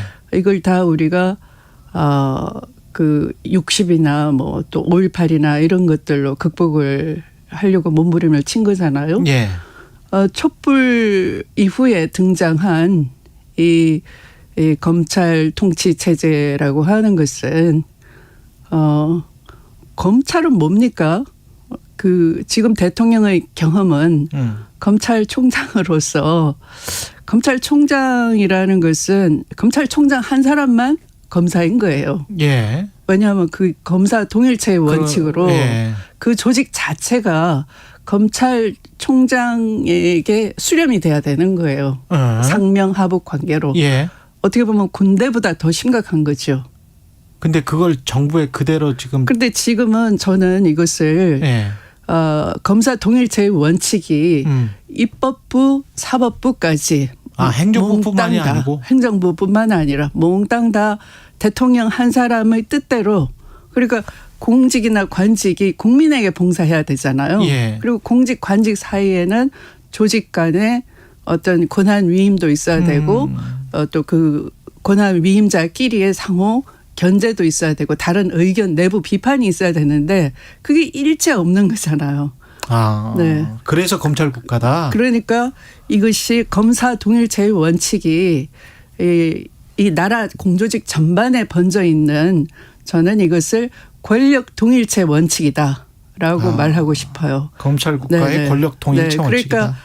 그러니까 역대 어떤 권위주의 정부보다 가장 위협적이고 위험하다. 네, 이렇게 생각이 들어요. 근데 만약에 말씀대로 그렇게 완전히 장악이 됐다면 방법은 없는 거 아닙니까? 사실은 이 권력에 이익을 보려는 자는 아첨과 아부를 하고요. 또 일반 시민들은 공포를 느끼죠. 그전 정부를 한번 생각해 보십시오. 제가 처음 정치를 할 때만 하더라도 그 외무부에서 그 외교 행랑의 그 지방선거를 연기하라라는 문건을 보고 그 당시 외무부 공무원이 해외 공간에 가 있는 그 외교 행랑을 발견한 공무원이 내부 고발을 했었어요. 크게 보도가 된 적이 있습니다. 네. 그런데 지금은 어때요? 공무원의 내부 고발이 없어요. 네. 문재인 정권만 하더라도 민주적이니까 그 생각이 다른 공무원들이 막 내부 고발을 활발하게 했잖아요. 그런데 지금은 다 숨죽이고 있는 거죠. 그러니까 그만큼 한쪽으로는 법치, 또 한쪽으로는 자유 이걸 외치면서 어떤 정당성을 포장하고 잘못하면 개개인이 검사가 가지고 있는 압수수색, 영장 청구, 인신 구속, 그다음에 뭐 수사 기소권 이런 걸 남발해 가면서 굉장히 그 법치를 가장한 폭력적인 수단을 쓰기 때문에 개개인이 느끼는 공포가 과거보다 훨씬 심각한 거죠. 그렇게 숨죽이고 있다는 징후, 뭐 사실 뭐 이런 것들을 발견할 수 있는 게 최근에 뭐 수능과 관련한 이조 장관의 발언이랄지, 그렇죠. 뭐 최고의 전문가다. 이미 뭐 이 관련해서 수사를 했기 때문에 뭐 교육과 관련해서는 전문가다라는 집권여당 관계자 이야기랄지 이런 거를 통해서 지금 보고 계시는 거예요? 그게 어떤 그것도 하나의 사례죠. 지금 징후 사례다. 그러니까 설명이 없잖아요. 맥락이 없잖아요. 내 관료로서의 교육 관료로서의 이런 생각이 있는데 이런 외압이 들어와서 내 소신을 지키고 싶다든지 이런 항변조차 못하고 그냥 사표 내고 끝내는 거죠. 아니면 대기 발령 받거나 경질되거나. 근데 그것과 관련해서 관료 집단 내에서 별다른 이야기가 안 나오는 거 아니냐. 이거는 심각한 그만큼 징후다. 공포를 느끼는 거고요. 그리고 이제 걸핏하면 고소 고발을 당하니까 지금 후쿠시마 해양 오염수에 관련해서도 이 과학적 근거를 가지고 데이터를 가지고 서균열 교수님 같은 경우는 그 위험하다라고 또 우리나라 제주도 해역이나 동해안에는 정부가 얘기하는 것보다 훨씬 빨리 도달할 수 있다라고 얘기를 하잖아요. 그러면서 근거를 제시했어요. 그런데 어민단체 대표가 고발을 해요. 그러니까 이게 일제 통치의 가장 일본이 많은 어떤 군대를 동원해서 우리를 지배한 게 아니에요. 밀정을 통해서 우리끼리 그러니까 이웃이 감시하거나 우리 조선 경찰이 우리 국민을 탄압을 하는데 앞제비가 된 거죠. 그러니까 피해자끼리 서로 난투극을 벌리게 하니까 그렇게 조장하고 있다. 네. 이게 포갑 정치 통치가 쉬운 거죠. 근데 지금 우리가 하고 있는 정신 세계가 그 비슷해요. 정부는 그런데 우리는 법치를 하고 있는 거다. 네. 법치를 강조를 하잖아요. 법이라는 것은 법치라는 것, 룰 오브 로라는 것은 왕권이 강할 때 왕도 이 헌법에 따라야 된다. 그러니까 이 국가 폭력으로부터의 시민을 보호하기 위해서 법치가 있는 것이지 어떤 통치권자의 도구가 법이 아니라고요. 네, 그러니까 법치, 자유 이런 것들이 완전히 그 본말이 전도돼서 거꾸로 사용되고 있는데 자유도 어떤가요? 몸으로부터의 자유인 것이지 누구의 자유가 아니에요. 그러니까 억눌린 자들, 그러니까 공포를 겪는 자들이 공포로부터의 자유, 또는 포갑으로부터의 자유, 인신 구속으로부터의 자유, 어떤 크다란 물리적 폭력으로부터의 자유인 것이고 그것이 궁극적으로는 인간의 존엄을 지키기 위한 인간 해방의 하나의 보호 장치인 것이지 자유라는 것이. 네. 자유 그 자체가 목적은 아니에요. 그리고 그 자유는 그 약한 사람을 보호하기 위한 어떤 권력의 제약을 가하는 하나의 레버리지라 할 수 있는 거죠. 그런데 지금은 권력자의 자유가 돼버렸다. 네, 기득권을 옹호하기 위한 기득권자 또는 권력 있는 자가 규제 없이 무엇을 마음대로 해도 좋은 자유 이렇게 바꿔치기가 된 거잖아요. 권력자의 자유가 되고 법은 권력자의 수단이 되어버렸다. 그렇죠. 그런 말씀을 하시는 것 같고. 그 자유 이야기가 나와서 언론 자유와 관련해서는 최근에 이제 이동관 특보 방통위원장 지명 여러 가지 일들이 지금 벌어지고 있는데 이 어떻게 보십니까? 이게 지명을 할까요? 이런 정도의 말들이 학폭뿐만이 아니고 과거 언론 통제 의혹이랄지 이런 문서들까지 다 나왔는데 이동관 후보 본인의 그 등용 자체가 있을 수가 없는 것이고요. 네. 이미 이 사람은 언론 자유를 침해하는 부적격자라고 그의 그 죄과가 증명을 하는 것이고요. 그다음에 자제분 경우에는 이걸 마치 무슨 연좌제 적용하냐 이렇게 집권당이 반응을 하는데 그게 아니고 아까 제가 이 검찰 국가가 폭력 체제를 구축 중이라고 말씀드렸어요. 네. 또 인간 안보를 파괴한다고 말씀드렸어요. 이게 딱 그 사례인 거죠. 왜냐하면 폭력에는 그 평화주의자 요한 갈퉁이 이렇게 얘기했어요. 폭력은 삼각형으로 순환된다. 삼각형으로 순환된다. 네네. 직접적인 폭력, 구조적인 폭력, 문화적인 폭력이 있는데 직접적인 폭력 그냥 뭐 이렇게 가해자 피해자 있는 눈에 보이는 폭력이고요.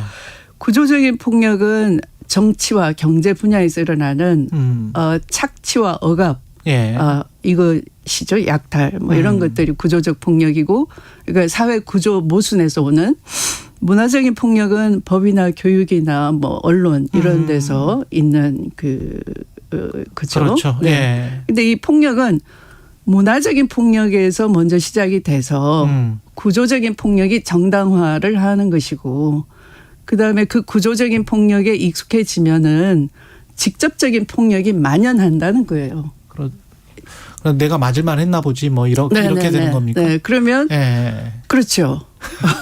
아니 그 폭력을 남편으로부터 많이 맞는 아내가 나중에 이제 가스라이팅 비슷하게 당해서 순응이 되는 거죠. 수용이 되는 거죠. 나 어쩔 수 없다. 저 사람 그럴만해. 내가 잘못했겠지. 이렇게 되는 거예요. 그러면 근데 많은 시민들이 그리고 많은 단체들이 그 안에 지금 세 가지의 그 폭력 안에 지금 갇혀 있다, 포위돼 있다. 그렇게 보시는 거예요? 그렇죠. 그러니까 이게 그 문제 지적을 하지 않고 이미 이것이 문화적인 폭력이에요. 네. 그리고 언론을 통해서 그것도 국가기관 통신사를 통해서 이거 피해자 중에 한 명이 괜찮다고 했다. 왜 문제냐. 이렇게 한다든지. 네. 그런 것들이 다방면으로 이루어지고 있다. 네. 외교는 어떻게 평가를 하십니까? 대한민국 영업사원 1호를 자처를 했고요. 네. 외교라는 것이 상대방이 듣고 싶은 말을 해주러 가는 게 외교가 아니에요. 네. 내가 상대방으로부터 얻어낼 것을 적절하게 말하고 얻어내고 하는 것이 외교인 거죠. 근데 영업사원이라고 하시면서 말은 그렇게 하시고 실제로는 상대방한테 비위를 맞춰주느라고 우리 고객을 다 내줘버리는 그러니까 외교가 아니라 그냥 뭐 나들이를 가신 거라고 할까요? 나들이다. 네. 그 사례를 뭘로 보세요? 예를 들면 미국 가셨는데 그 미국 의회에서 그렇게 요란한 박수가 나온 것도 역시 그 미국 일방주의, 예외주의, 패권주의에 그냥 비위를 맞춰준 거잖아요. 박수를 칠 수밖에 없죠. 미국 듣고 싶은 얘기를 다 해주셨으니까.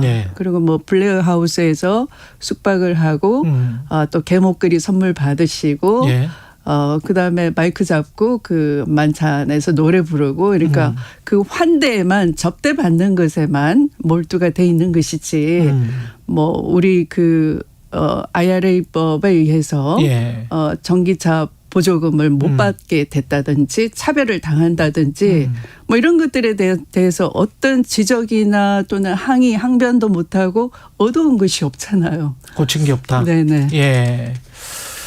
그 한중 관계 특히 좀 걱정이 되는 측면이 있는데 그 여권 내부에서도 이제 미국이랑은 여권 내부에서는 이제 미국이랑 충분히 했으니 이제 중국과의 관계에 관해서 조금 더 신경을 써야 된다 그런 목소리는 좀 나오고 있는 것 같습니다만은 우리가 시간이 남아 있을까요? 어떻게 보십니까? 아까 회복 탄력성이 상실된 것 같다 이렇게 이야기했는데 외교 관계도 이 회복 탄력성이 있어야 되는 분야잖아요.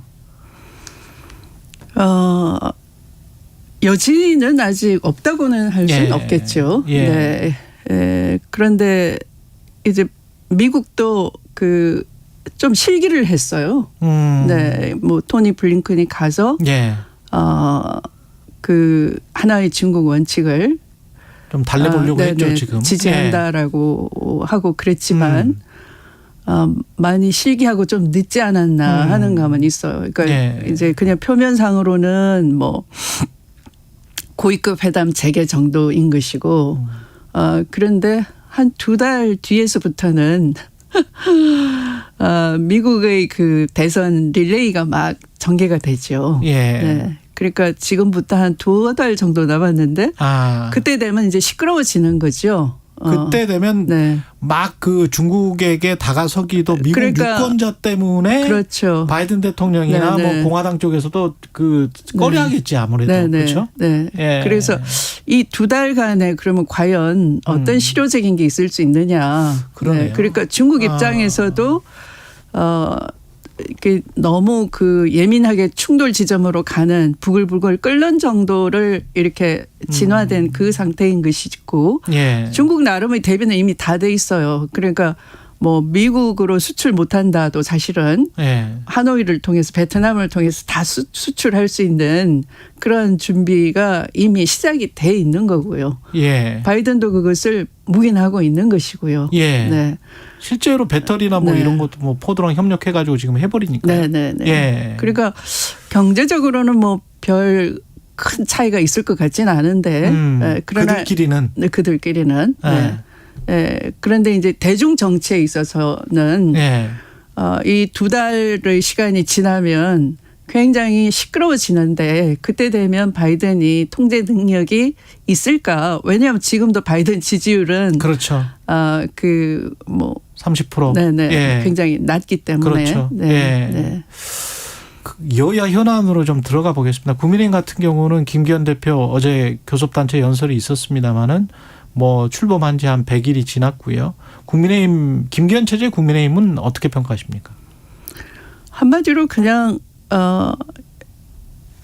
이 검찰 국가에서 예. 제가 권력 동일체의 원칙이 됐다라고 말씀을 드렸어요. 그런데 그것이 국회에도 또 사법부도 마찬가지로 수렴돼 있다. 대통령 한 사람한테. 그런데 대표적으로 김기현 대표가 이끄는 국민의힘 당은 국회에서 한 축이에요. 그죠? 네. 예. 제1당이 민주당이지만 또 제2당으로서 집권당 국회의 한 축인데 이게 당청 관계가 파트너십이어야지만 예속 관계가 아니고 이렇게 동등한 파트너가 돼야지만 예. 이게 국회도 삼권 분립의 한 축으로서 잘 돌아가고 국회 나름의 점검과 견제와 균형 민주정치가 가능한 거죠. 국민의 여론을 수렴해서 전달하고. 그러니까 지금 교육에 대한 대통령의 개입에 대해서 뭐 집권당에서 의원이 하는 얘기가 그 입시 비리를 수사했기 때문에 대통령이 교육에 대해서 잘한다라고 하잖아요. 예. 그런 식의 아부와 아첨이 나오는 것은 전혀 기능을 못하는 하나의 현상이고요. 그러면 전능하신 윤통령님 부르라는 거예요. 그러니까 올마이티 윤석열 대통령 이렇게 찬미 예수처럼 불러야지만 된다 하는 그런 얘기 비슷하게 되는 것인데 있을 수가 없죠. 민주국가에서. 분위기가 이러면 나중에 공천 때 근데 국민의힘 현역 의원들은 또 검사 출신들이랄지 이른바 대통령 측근들이 많이 들어오면 본인들의 지역구를 내줘야 되는 거지 않습니까?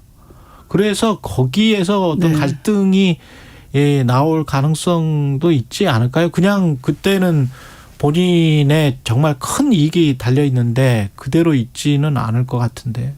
아무리 검찰 국가라도. 네.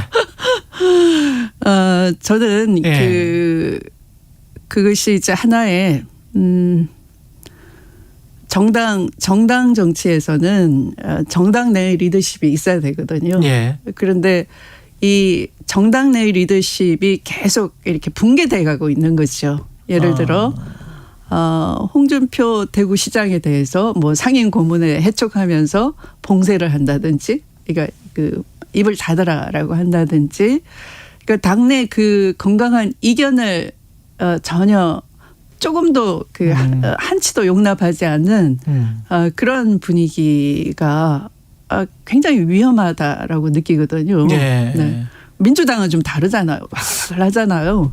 민주당은 다르다고 지금 말씀을 하셨는데 김은경 혁신위원장 같은 경우에 이렇게 이제 지지율이 상대적으로 즉 임기 1년 차인데 2년 차 이제 들어갔습니다마는 낮은 상황에서도 대안으로 비춰지지 못하고 있는 것 아니냐 이렇게 이제 비판을 했잖아요. 그리고 그게 또 사실은 당 지지율에도 나타나는 것 같고 뭐 만약에 국민의힘이나 대통령이 그렇게 잘못했다면 아무리 그래도 뭐 반사이익을 많이 받아야 될 텐데 그런 거는 또 아니거든요. 민주당이. 여전히 이제 그 이재명 대표의 경우에는 그 대장동 사건으로 그냥 막 색칠이 돼 있는 거죠. 그러니까 사람들은 그 복잡한 사건에 대해서 맥락을 잘 짚어내질 못해요. 이미 그리고 유죄의 심증을 가지고 있다. 많은 유권자들이. 언론이 잘 짚어내지도 않고 활발하게 뭐 사실은 이 언론이 굉장히 심각한 건데요. 언론의 그 매개 기능. 아까 제가 그 폭력의 그 폭력 체제를 구축하고 있는 검찰 국가라고 말씀드렸고 그 삼축 가운데 하나다. 문화적인 폭력의 언론 대중매체의 역할이 큰데 이재명 대표가 그런 문화적인 폭력을 당하고 있는 피해자인 거예요. 그런데 아까 제가 그 일제 통치가 손쉬웠던 게 피해자끼리 밀정이 돼가지고 그 우리나라 국민을 괴롭힌다고 말씀드렸잖아요. 그러니까 통치가 쉬워지는 거죠. 마찬가지로 이재명 대표도 민주당 안에서 이 저격을 당하는 거죠.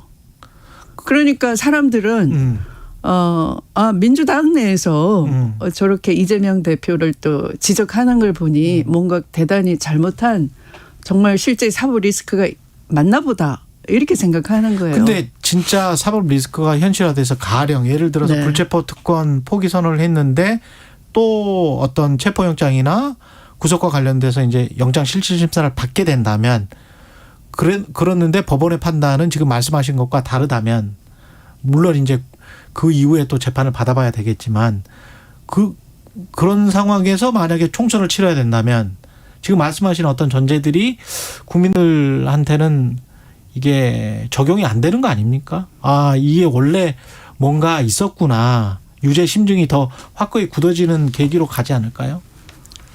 그러니까 그런 그 국가 폭력에 대해서 이재명 대표가 이게 나 혼자서 이 감당할 일이 아니다. 네. 나한테 문제를 던지지만 제2의 이재명이 있을 수 있다. 그러니까 사실은 조국이 당하는 거나 이재명이 당하는 거나 본질적으로 같은 거예요. 그럼 민주당은 어떻게 해야 됩니까? 그러니까 그것을 그걸 자꾸 방탄국회라고 하니까 그래 나 다 내려놓겠다. 어떤 보호 장치도 내가 가지고 있지 않겠다. 라고 하는 그런 무저항 정신으로 간디 같은. 네네. 그러니까 참 그럴 수밖에 눈물 없는 나는 거죠. 네. 근데 혁신위가 이제 많은 걸 요구할 거 아닙니까? 공천에서도 그렇고 그거는 다 받아들여야 된다고 보세요. 혁신위가 앞으로 요구할 것들 전면 개혁이랄지 이재명 사법 리스크에 관련된 것까지 포함해서 다 나온다면 저는 민주당은 제가 당 대표를 해서 그 시스템이 작동되게끔 만들어 놓은 정당이에요. 그럼 그 시스템이라는 건 당 대표가 시스템에 의해서 움직이게 돼 있는 것이지 옛날 당 총재처럼 정권을 행사하거나 공천권을 전행하거나 할 수가 없어요. 그리고 그 시스템도 시도 당부에도 많은 그 의견 수렴할 수 있는 기제가 있고요. 그리고 당원 권리 당원 숫자도 굉장히 많아서 네. 그 국민을 대표할 수 있는 정도의 그 여론 수렴 기능, 대의 기능을 할 수 있는 정도예요. 그러면 어떤 쇄신을 해야지만 민주당이 정확하게 국민 정당으로서 새롭게 태어나겠는가를 온라인상에 의견 표출도 할 수 있고 또 투표도 할 수 있게 돼 있어요. 네. 그리고 그렇게 의사 결정을 한 경험도 있어요. 그래서 이게 마치 당을 막 그 이재명 대표 체제를 사법 리스크가 있다고 흔들어 가지고 위축시켜 놓고 난 뒤에 종전에 이걸 돌파하려면은 혁신위를 구성하더라. 한번 해보자. 이렇게 가는 건 저는 지금 할 일이 아니다. 지금 당내 투쟁에 몰두할 때가 아니고요. 국민 개개인이 지금 우는 아이도 호랑이가 겁나는 게 아니라 압수수색이 겁난다라고 하듯이 이 포갑 체제가 구축되고 있는 이 검찰 국가에서 개인 의원의 재선이 중요한 게 아니고요. 그날의 여론 지지 추이를 볼 게 아니고요. 어차피 기울어진 운동장 언론도 겁을 내고 이 공포의 시대에 말을 못하고 있는데 알아도 말을 못해요. 네. 제가 지금 이 말씀하지만 얼마나 기자들이 받아 써줄지도 몰라요. 쓰면 손해니까 안 쓸 거예요. 그러니까 이런 때는 이 구조적 폭력에 대한 투쟁을 해줘야 되는 거예요. 나를 위해서가 아니고 국민을 지키기 위해서 이 사법 폭력에 대해서 이게 문제입니다. 규정을 해주고 자꾸 밝히고 이걸 국민이 이해하기 쉽게끔 얘기를 해주고. 장관님 20초 남았는데요. 총선에 나와서 이런 거를 하실 거예요? 총선 출마하실 겁니까? 천천히 여쭤주십시오. 천천히. 다음번에 그러면 또 나와 주십시오. 예, 알겠습니다. 추미애 전 법무부 장관이었습니다. 고맙습니다. 네.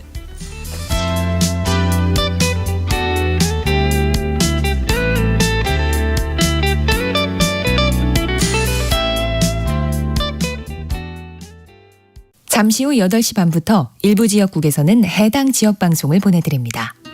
주위에서 이제 친구들이 홍사원의 경제쇼를 한번 들어봐라. 그래서 이제 용기가 생겨가지고 계좌도 개설하고 조금 이렇게 재미로도 하는데 많은 도움이 되고 있습니다. 그 출연진들을 어디서 이렇게 섭외를 하셨는지. 이런 경제 방송 중에서는 제일 믿을 수 있는 방송이 아닌가. 경제 방송은 뭐니 해도 홍사원 기자님이 최고신 것 같아요. 오후 4시 5분 홍사원의 경제쇼. 다른 정보만 전해드립니다. 진행은 서툴지만 내용은 알찹니다. 진실의 편에서, 정의의 편에서, 약자의 편에서 뉴스를 전합니다. 주진우 라이브와 함께 더 많이, 더 오래 웃었으면 좋겠습니다. 매일 오후 5시 5분 KBS 1라디오 주진우 라이브. 지금 시각은 8시 30분입니다. KBS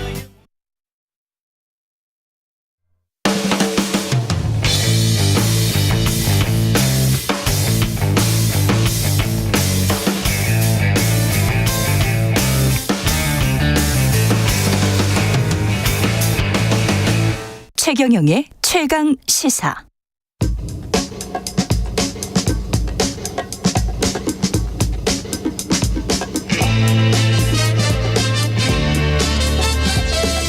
네, 우리가 접하는 뉴스의 태초부터 지금까지 뉴스 일대기를 쫙 살펴봅니다. 뉴스톱 김준일 수석 에디터, KBS 박대기 기자, 그들의 전지적 시점으로 분석하는 뉴스 일대기 지금부터 시작하겠습니다. 안녕하십니까? 네, 안녕하세요. 오늘은 박대기 기자나 저나 뭐 KBS 직원이기 때문에 상당히 꺼려지는 아이템입니다. 그죠? 네. 예. 말을 팩트 위주로만 저희는 하고 김준일 예, 김준일 수석 에디터가 전반적인 뭐 주장이나 논평이나 이런 거를 같이 좀 실어서 말씀을 하시고 제가 그래야 될 것 같아요. 아주 공정하게 KBS를 까겠습니다. 예, 예, 오늘 뉴스 일대 공영 방송과 수신료 일대기인데 예, 잘 모르시는 분들도 많아가지고 예, 하나하나씩 그 여러 사안들, 법적인 사안도 있고요. 예, 처음에 이게 이제 나온 게 대통령실 국민 제안에 나왔었고 그게 그래서 국민 참여 토론. 그게 뭐 문항이 뭐였고 왜 97%였고 어떻게 된 거였어요? 그러니까 먼저 요거를 말씀드리기 전에 제 의견부터 먼저 말씀을 드릴게요. 예. 저는 수신료에 대해서 분리징수에 찬성도 반대하지 않습니다. 예, 찬성도 반대도 하지 않는다. 예, 다만 요거에 전제 조건이 있어요. 분리징수를 하려면은 여러 가지 전제 조건이 있는데 사회적으로 굉장히 이거 토론이 좀 필요하다. 이런 것들이 필요하고 이거에 대해서 미칠 영향에 대해서 장기 플랜을 가지고 해야 된다라는 건데 왜 장기 플랜인지에 대해서는 제가 방송 광고 시장에 대해서 분석을 하면서 말씀을 드리고 광고. 예, 자 이게 일단은 이게 좀 제가 페이스북 글을 하나 썼어요. 저 지난번에 따봉으로 여론조사하는 용산 뭐 이런 글을 써서 굉장히 많이 여기 화제도 되고 인용이 됐는데 이 국민 참여 토론을 제가 들어가 보고 깜짝 놀랐어요. 대통령실 홈페이지에 들어가고 대통령실 국민 제안의 특정 이슈에 대해서 국민 참여 토론을 하는데 TV 수신료 징수 방식 개선 요게 제목인데 요게 두 번째였고 세 번째가 지금 집회와 시위에 관한 법률 집시법을 이제 개정해서 집회를 좀 더 못하게 하자 요거를 지금 이제 참여 토론하고 있어요. 이게 지금 그때 96.5%가 국민들이 수신료 분리징수에 찬성했다라고 나왔잖아요. 그랬죠? 예. 그 96.5%가 뭐냐면은 좋아요를 누른 사람이 전체 비중의 96%다 이거예요. 그럼 싫어요도 있어요, 거기에? 그러니까 추천을 누른 사람이 이거 따봉이라고 하죠. 이거 뭐 엄지척 요거를 누른 사람이 56,226명. 그리고 비추천 엄지 내림 이거 누른 사람이 2,025명. 그러니까 야 따봉 누른 사람이 야 지금 97%야. 96.5%니까 이거 전 국민의 96.5%가 분리징수 찬성한 거 아니야라고 용산에서 보도자료를 낸 거예요. 그러니까 이게 여론조사 전문가들이 보면은 진짜 기가 찰 노릇입니다. 이게 아니 그러니까 저는 여론조사 할 수 있어요. 근데 이렇게 하면 안 되죠. 그러니까 따봉으로 무슨 여론조사를 합니까? 그러니까 우리가 성별, 지역별, 연령별 해가지고 이제 표본치를 둬서 그리고 이제 전체 국민 5천만에 좀 수렴하게 이렇게 만드는 과학적 여론조사하고는 전혀 다르네요. 그러니까 윤석열 대통령이 지난 4월 달에 지금 뭐 여론조사가 문제가 있다. 표본 샘플도 문제가 있고 추출도 제대로 안 되고 막 이렇게 본인이 말한 다음에 용산에서 이렇게 이거를 여론조사라고 내놓으면 어떡합니까? 최소한 하려면은 물론 여론조사 분위기 안 좋아요. 사실 분리징수 하자는 여론이 더 높을 가능성이 높은데 그렇죠. 뭐가 됐든 어쨌든 제대로 여론조사를 해야죠. 이런 식으로 하면 안 되고 이거 뭐 상관없지만 집시법 개정도 이런 식으로 나올 거예요. 그러면은 여기에 찬성하는 사람들만 우르르 몰려가가지고 이제 따봉 누르고 그렇겠지. 심지어는 그 장해찬 국민의힘 최고위원이 이거 뭐 유튜브 나가가지고 보수 유튜브 나가가지고 여기 좀 가십시오 뭐 이렇게 얘기도 했다라는 거예요. 아, 동료를 했군요. 아니 그러니까 아니 뭐 동료를 할 수도 있습니다. 뭐 할 수도 있는데 이런 방식은 이제 이걸 여론조사라고 아예 타이틀을 붙이면 안 되는 거예요. 그러니까 이거는. 예. 절차에서 좀 문제가 있었다. 근데 이 관련해서 수신료와 관련해서는 사실 수십 년 된 논쟁인 것 같고 그리고 처음에 시작된 거는 어떻게 시작된 거예요 이게? 네, 우리나라 TV 방송이 시작될 무렵이었던 1963년에 TV 시청료라는 이름으로 나왔고요. 한 대당 월 100원을 냈다고 합니다. 시청료가 TV 시청료. 시청료가 1974년도에 500원, 1980년에 800원으로 올랐다가 1980년 12월 1일 날 우리나라에서 컬러 TV 방송이 시작이 됩니다. 그러면서 이제 1981년도 4월부터 컬러 TV 경우에는 월 2,500원의 시청료를 책정했다 이렇게 됐거든요. 컬러 TV만 81년부터. 예, 그렇습니다. 그래서 왜 2,500원이냐 하면은 당시에 신문 구독료를 하면은 한 달에 2,500원을 냈다고 합니다. 그래서 신문 구독료가 2,500원이었기 때문에 신문 구독료에 준해서 이렇게 걷자 이래서 2,500원이 됐는데. 그 이후 이제 42년 동안 같은 요금인 2,500원이 유지가 되고 있었고요. 저도 이제 이번 사태 참 마음이 아픕니다만 과거를 생각해 보면은 1980년대 그때 당시에 이제 KBS다 아니면 MBC에 대해서 좀 약간 시민들 중에 안 좋아하시는 분들이 많았어요. 왜냐하면 이제 너무나 친정부적이다. 이래서 그때는 독재 정부 시대였죠. 그렇죠. 그러니까 시청료 거부 운동을 하자. 뭐 이런. 어릴 때 저도 봤던 기억이 나는데요. 그때 이제 요금이 2,500원이었는데 지금도 이제 유지되고 있는 상황입니다. 그렇군요. 이게 지금 이 수신료 분리징수 같은 경우는 언제 도입이 된 건가요? 94년? 94년에 분리징수가 아니라 통합징수를 한 거죠. 통합징수. 그러니까 통합징수를 한 거죠. 그 전에는 이제 원래 분리징수에서 별도의 고지서가 나온 거예요. 그래가지고 그 수신료 징수원들이 과거에는 있었죠. 맞아요. 그렇죠. 그래가지고 가가호 방문해서 그 받고 뭐 이랬던 거잖아요. 맞습니다. 그렇죠. 그렇게 하다가 이게 이제 비효율적이다라는 거고. 이게 단순히 그러니까 이 공영방송의 수신료라는 게 이게 이런 어떤 공공재원 성격이 강하기 때문에 전기요금에 합산을 해가지고 하는 게 어떤 효율성 측면에서도 왜냐하면 이제 누수가 발생하잖아요. 예를 들면은 과거에 이제 분리징수를 한 나라들 사례를 보면은 독일 같은 경우에는 한 2천억 원 정도 든다고 그래요. 2021년 기준으로 분리징수를 하면서. 그러니까 이렇게 하느니 이거는 어차피 이제 약간 준조세 개념이기도 하고. 특별 부담금이라고 그렇다 보니까 이제 그래서 이거를 한 53% 정도 됐었거든요. 지금 수신료 징수율이. 그런데 이게 95%까지 이제 굉장히 급증했다. 뭐 이렇게 보시면 통합징수를 하면서. 그러면서 효율화가 됐다. KBS 입장에서는 그런 것이고 그다음에 이제 국민들은 나는 분리징수를 하면 안 낼 수 있다. 이건 안 낼 수는 있는 겁니까 법적으로? 제가 요거는 설명을 드릴게요. 그러니까 이 방법이 있어요. 제가 이 KBS에 나와서 수신료 안 내는 법을 제가 방송하는 게 맞는가 이런 건데 특별 부담금이라는 게 법적으로 돼 있으니까 안 낼 수는 없을 거는 같은데. 아니 그러니까 이거예요. 내가 이거는 TV 수상기라고 하죠. TV 수상기에 부과되는 거예요. 그렇지. 그러니까 내가 TV가 없습니다라고 이제 주장을 하면 되지. 그러면은 불시에 방문을 합니다. 갑자기 KBS 직원분인지 아닌지 모르겠는데 징수원 뭐 업무 관련되는 분이 똑똑똑 해가지고 집에 자 TV가 있는지 없는지 제가 확인하겠습니다.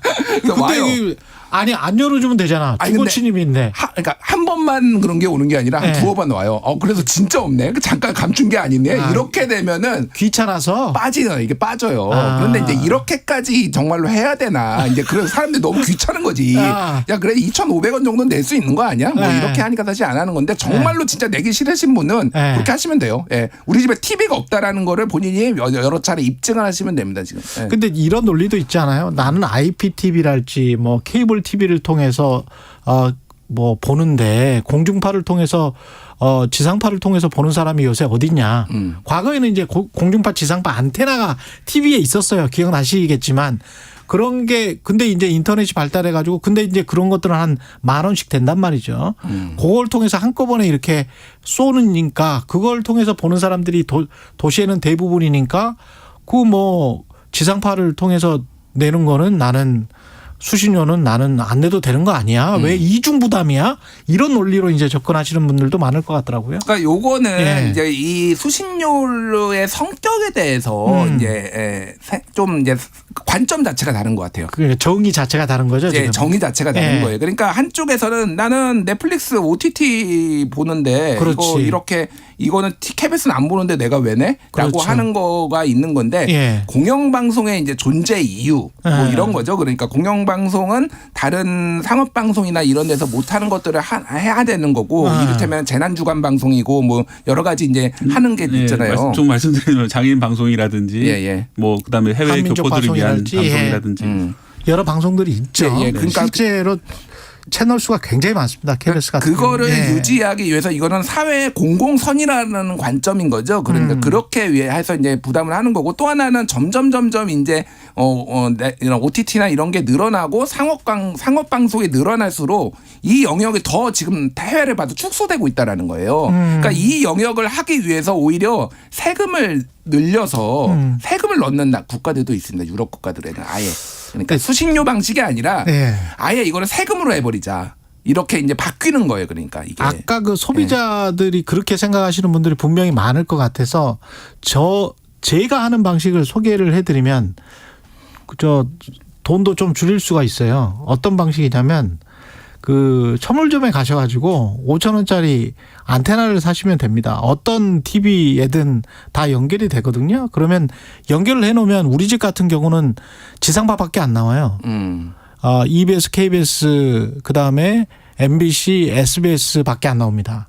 그리고 나머지는 이제 요즘 TV들은 그 유튜브랄지 뭐 OTT 방식은 가입을 하면 되잖아요. 그러면은 저는 오히려 그렇게 하니까 줄어들더라고. 그러니까 IPTV를 안 쓰시는 IPTV 자체를 인터넷 프로토콜 TV 자체를 쓰지를 않아요. 그래서 그런 방식의 소비도 가능하다. 중복이 싫다면, 중복 납부가 싫다면, 뭐 이런 그냥 이게 어떤 소비의 방식인데, 근데 사실은 개념적으로는 공영방송의 존립 근거에 관한 그 정의가 제대로 내려지지 않는 거기에 관한 토론이 제대로 이루어지지 않았기 때문에 이게 소비의 방식으로 자꾸 생각을 하는 거 아닌가 그런 생각도 들고요. 관련해서 방금 그 김준일 수석님이 말씀하신 것 중에서 관련된 헌재 판례도 있었습니다. 헌법재판소 판례인데요. 99년도에 나온 판례를 보면은 수신료 의미에 대해서 헌재가 이렇게 판단을 했습니다. 공사가 그 방송 프로그램에 관한 자유를 누리고 국가나 정치적 영향력, 특정 사회 세력으로부터 자유롭기 위해서는 적정한 재정적 토대를 확립하지 않으면 안 된다. 이런 판례가 있거든요. 그래서 저도 이거 보고 참 저도 새삼 좀 옷깃을 여미게 되는 그런 판례인데. 그래서 이제 이 수신료에 대해서는 이제 과거에도 좀 논란이 있었고 거기에 대해서 헌재가 판단하기로는 어쨌든 이 공영방송사는 국가나 아니면 특정 사회 세력으로부터 자유로운 재정적 토대를 마련해야 된다는 것이 헌재의 판단이었습니다. 김지영 님도 수신료 안 내면 EBS는 어떻게 할 겁니까? 이런 말씀하셨는데 EBS도 상당히 타격이 갈 것 같습니다. 왜냐하면 수신료에서 이제 그쪽도 일부 가거든요. EBS 쪽으로. 그러니까 요거는 예. 제가 얘기를 해야 될 것 같아요. 그러니까 수신료를 징수를 해서 예. 이거를 이제 EBS도 배분을 하고 그러잖아요. 예. 근데 지금 이제 시민사회단체에서 문제 제기를 하는 건 뭐냐면은 그거 배분율을 KBS가 스스로 결정합니다. 그러니까 그래서 0.7%가 저 수치가 정확하게 안 나는데 EBS 입장에서는 쥐꼬리만큼 준다라는 예. 거예요. 그래서 왜 그거를 KBS가 이제 그거를 결정을 하느냐. 아예 수신료 배분위원회를 만들어라. 그래서 예. 어느 정도가 배분이 적절한지. 그러니까 KBS가 이거는 이 부분에 있어서는 저는 할 말이 없다고 생각되는 게 그동안 본인들이 받아가지고 본인들이 EBS 주는 거를 결정을 하면 안 너무 되는 짜게 거죠. 줬었다. 너무 짜게 주는 것도 있고 이게 책정된 금액이 어느 정도 합리적이냐. 이 부분에 있어서의 토론이 없이 그것도 토론을 했었어야 해야 되는 거죠. 그러니까 만약에 그러니까 분리징수 요거까지 이제 같이 테이블에 놓는다라고 한다면 그 그러네. 배분 방식에 대해서도 KBS가 조금 전향적인 입장을 보일 필요가 있습니다. 사장님 좀 전향적으로 생각을 해주십시오. 제가 EBS 홈페이지 찾아보니까 이제 0.8은 아니고 이제 물론 낮은 비율이지만 예. 3% 정도다. 3%. 죄송합니다. 예. 3930님이 네. 공영방송이라면 공영방송답게 방영을 해야죠. 이게 어제 이제 김기현 국민의힘 대표도 프라파간다 매체, 우리를 프라파간다 매체, 뭐 민주노총 뭐 이런 이야기 많이 하시고요. 한쪽 주장만 일반적으로 퍼나르는 방송은 공영방송이 아니다. 이렇게 주장을 하고 있습니다. 국민의힘과 뭐 지지자분들이 주로 이제 이렇게 주장을 하시는 것 같아요. 예. 그러니까 저는 그냥 이거 피곤합니다. 이 공정성 논란은 공정성 논란이 정권이 예. 바뀔 때마다 누가 공정하네. KBS 분리징수도 이것도 역사를 보면은 박근혜 정부 때는 민주당에서 그때 이거 분리징수해야 된다고 법안 발의하고 막 그랬어요. 2017년에는 박주민 의원이 예. 뭐 노무현 정부 때는 그때는 또 한나라당이 그때 뭐 분리징수해야 된다라고 해서 왜 이렇게 KBS를 이거 가지고 괴롭히냐. 그러니까 나는 좀 치사해 보인다. 솔직히 얘기하면은 돈 가지고 이제 목줄 재겠다라는 거잖아. 이게 정치권이 그래서 이 공영방송에 대해서 사장 선임부터 해가지고 이런 식으로 이제 뭐 이 수신료 가지고 이렇게 하는 게 맞느냐. 이제 근본적인 좀 의문과 좀 문제 제기를 해야 될 것 같아요. 그러니까 이거에 대해서는 지금 현재 정부 여당도 문제지만은 민주당이나 야당도 할 말이 없습니다. 자기네들이 유리한 방식으로 어떻게 해서든 KBS나 공영방송의 영향력을 행사하려고 지금까지 내로남불식으로 해오다가 이제 와서 뭐 투사처럼 지금 행동을 하는 거. 이건 그러니까 이거를 좀 어떻게 이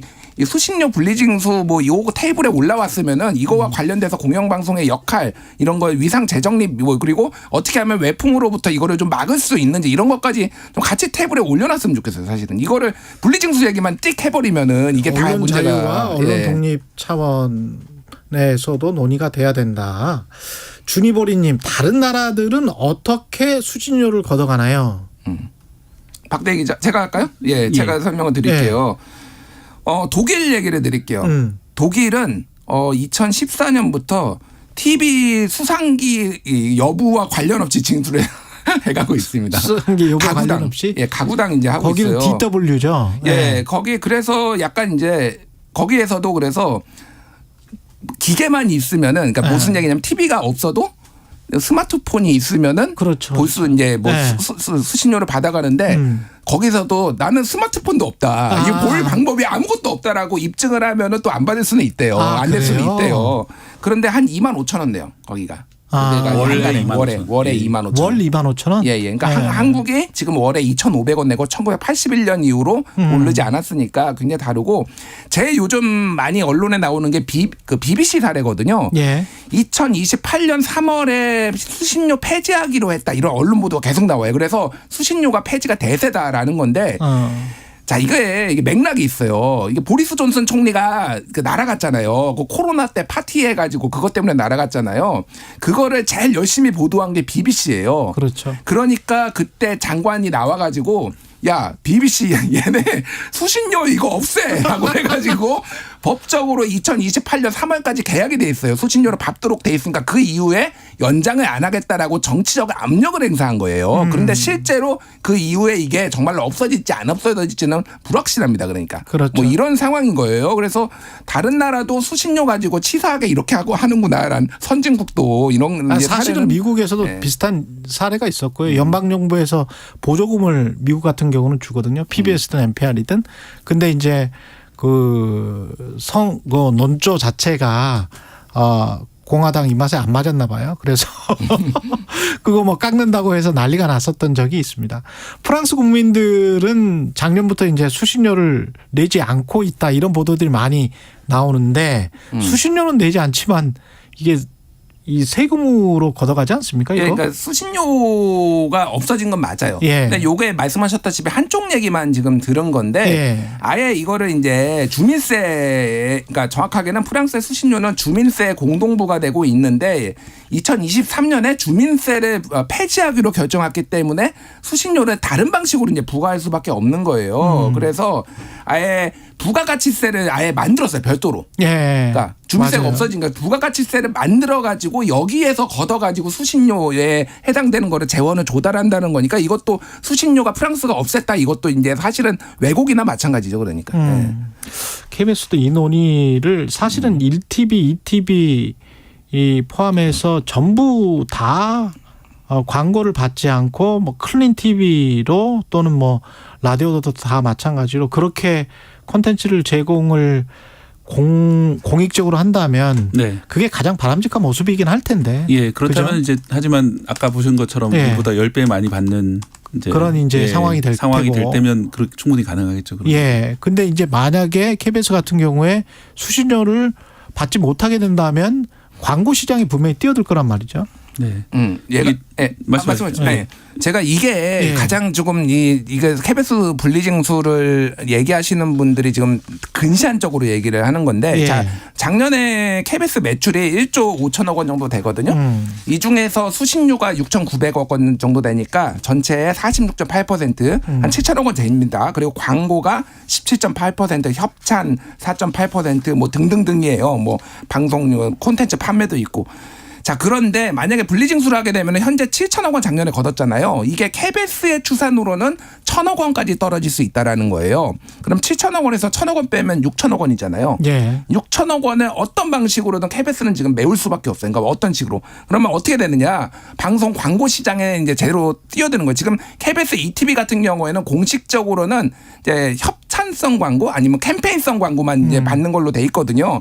근데 지난해 이제 방송 광고 시장을 좀 말씀을 드리면은 종편까지 합쳐가지고 방송 광고 시장이 1조 6천억 원 정도 됐어요. 예. 거기에서 KBS가 2,600억 원, MBC가 2,700억 원, SBS가 3,700억 원 이렇게 됐는데 KBS가 만약에 광고 시장에 그럼 뛰어들면은 지금 부족한 부분을 분리징수하면은 나머지 종편들, TV조선, 채널A, 뭐 SBS, MBC들이 다 방송 광고 매출이 다 줄어드는 거예요. 그러면은 이게 그러니까 전체 이 방송판 자체가 다 흔들리고 괴멸적인 상황이 올 수 있어요. 왜냐하면 방송 광고 시장은 지금 한 5년째 지금 정체예요. 그렇죠. 다른 광고, 디지털 광고가 늘어나고 있기 때문에 KBS가 뛰어드는 순간 이제 그런 문제가 발생을 한단 말이에요. 그러니까 이거를 분리징수를 하더라도 시간을 가지고 해야 되는 거예요. 이게 시장이 적응할 수 있게 이쪽 시장이. 근데 이거 당장 지금부터 한다? 이러면 이제 난리가 난다라는 거. 당장 시행령을 갑자기 이제 고치고 그것도 그 기간도 뭐 보통 40일인데 10일로 줄였고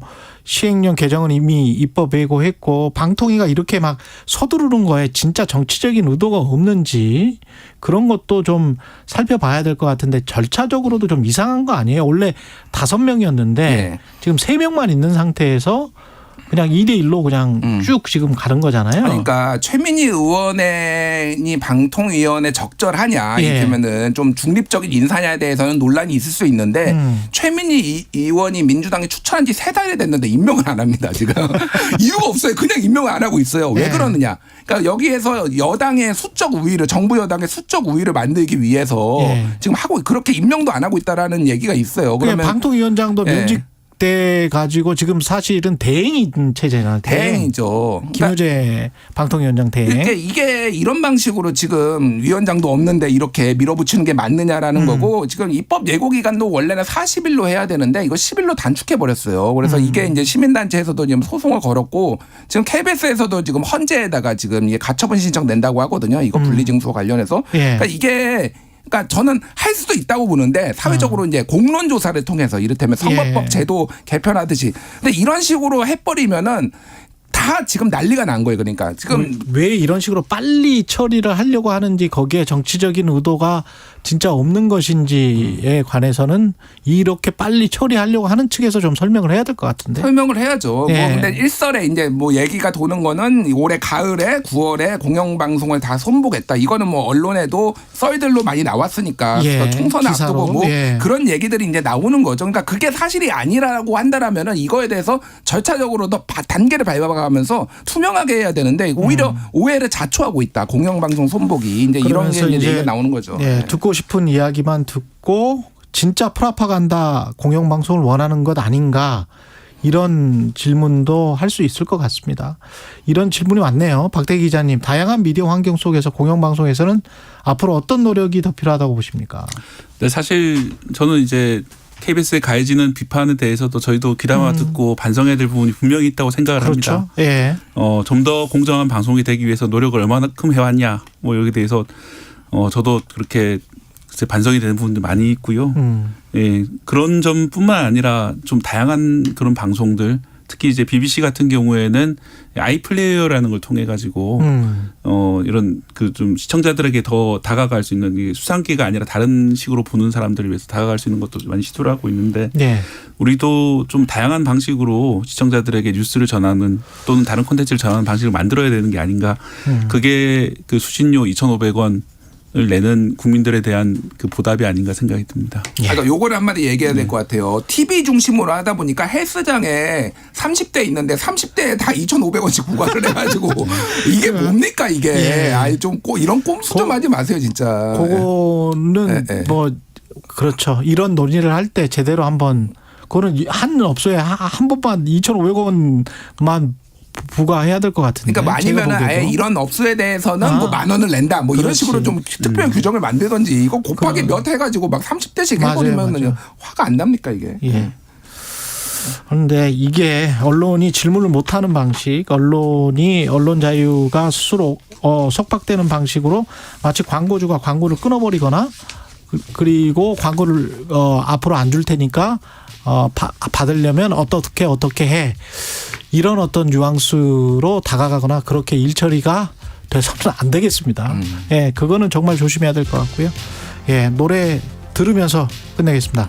퀸의 레이디오 가가 들으면서 뉴스톱 김준일 수석 에디터 KBS 박대기 기자였습니다. 고맙습니다. 감사합니다. 예, 6월 21일 수요일 KBS 1라디오 최경영의 최강시사였습니다. 고맙습니다.